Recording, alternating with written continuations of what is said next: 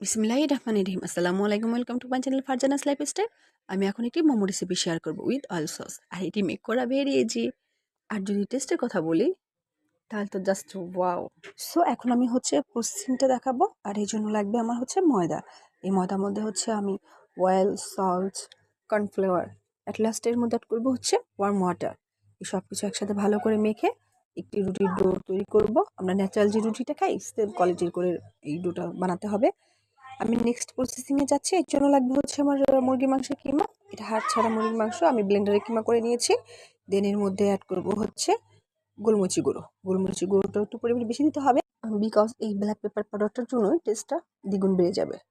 দেন এর মধ্যে অ্যাড করব 1 টেবিল স্পুন করে আদা পেস্ট, রসুনের পেস্ট, অ্যাট লাস্ট জিরা পেস্ট। দেন অ্যাড করব লবণ। এখানে লবণের পরিমাণটা কম দিতে হবে, বিকজ এখানে আমরা সয়া সস ব্যবহার করব। এর জন্য এখানে আমি 7 চামচ সয়া সস ব্যবহার করেছি। দেন এর মধ্যে অ্যাড করব কাঁচামরিচ কুচি। ঝালটা যার যার প্রয়োজন মতো ইউজ করবেন। দেন সব কিছু এখন একসাথে মিক্সড করে নিব। ভালোভাবে মিক্সড করা হয়ে গেলে এর মধ্যে অ্যাড করব গাজর কুচি। গাজর কুচি দিয়ে এটাকে আবারও ভালোভাবে মিক্সড করে নিয়ে এর মধ্যে দিব সামান্য পরিমাণ চিনি। চিনিটা দিলে টেস্টের ব্যালেন্সটা ঠিক থাকে। দেন এটাকে এখন ভালো করে মিক্সড করে নিব। অ্যাট লাস্ট এর মধ্যে অ্যাড করব ভেরি মোস্ট ইম্পর্টেন্ট একটি ইনগ্রিডিয়েন্টস, আর সেটা ফুটন্ত গরম সয়াবিন তেল। নাও এটাকে ভালো করে মিক্সড করলে আমার মোমোর ফিলিংটা রেডি হয়ে যাবে। দেন এখন আমি নেক্সট স্টেপে যাচ্ছি। অ্যাট ফার্স্ট আমি যে ময়দার রুটি রেডি করে রেখেছিলাম সেখান থেকে ছোটো ছোটো লেচি করে নিয়ে রুটির মতো বেলে ওখান থেকে একটি গ্লাসের সাহায্যে ছোটো ছোটো মোমো শিট কেটে নিতে হবে। এবার এই মোমো শিটের মধ্যে এই মোমোর ফিলিংটা দিয়ে ইচ্ছে মতো ডিজাইন করলেই মোমো রেডি হয়ে যাবে। আমি একটু দেখিয়ে দিচ্ছি। এটা যার যার নিজস্ব ব্যাপার, কে কেমন ডিজাইন পছন্দ করে সেভাবে ডিজাইনটা আর কি করে নেবেন। আমি আমার মতো করে দেখাচ্ছি। মোমোর ডিজাইনটা করার সময় অ্যাট লাস্ট মোমোর শিটটা ভালো করে চেপে দিতে হবে, যাতে এটা স্টিম করা হোক বা বয়েল করা হোক, যাই করি না কেন, যাতে ছুটে না যায়। তো স্টেপ বাই স্টেপ আমি এক একটা মোমো শিট নিয়ে তার মধ্যে ফিলিং দিয়ে মোমোগুলো বানিয়ে নিচ্ছি। আমি আরেকটা ডিজাইন করে দেখাচ্ছি। এভাবে আমি অনেকগুলো মোমো বানিয়ে নিয়েছি।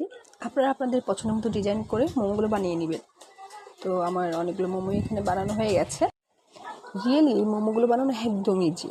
তো এগুলোকে এক সাইডে রেখে এখন আমি মোমোর সসটা রেডি করে দেখাবো। এই জন্য আমি একটি পরিষ্কার বাটি নিব। দেন এর মধ্যে দিব শুকনো মরিচের গুঁড়ো, তারপর রসুন কুচি, গোলমরিচের গুঁড়ো, কাঁচামরিচ কুচি, সাদা তেল, সামান্য লবণ। দেন এর মধ্যে অ্যাড করবো 4 টেবিল চামচ পরিমাণ সয়া সস, 1 টেবিল চামচ পরিমাণ টমেটো সস, আরও অ্যাড করবো টেস্টের ব্যালেন্স কন্ট্রোল করার জন্য সামান্য সুগার।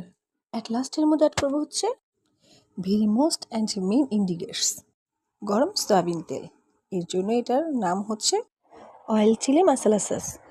এবার এটাকে ভালো করে মিক্সড করলে আমাদের সসটা রেডি হয়ে যাবে।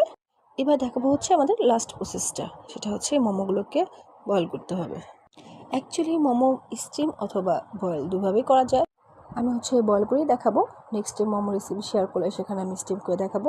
আমি ফুটন্ত কোম্পানির মধ্যে মোমোগুলো দিয়ে দিচ্ছি। 10 থেকে 15 মিনিট বয়েল করলেই আমার মোমোগুলো হয়ে যাবে।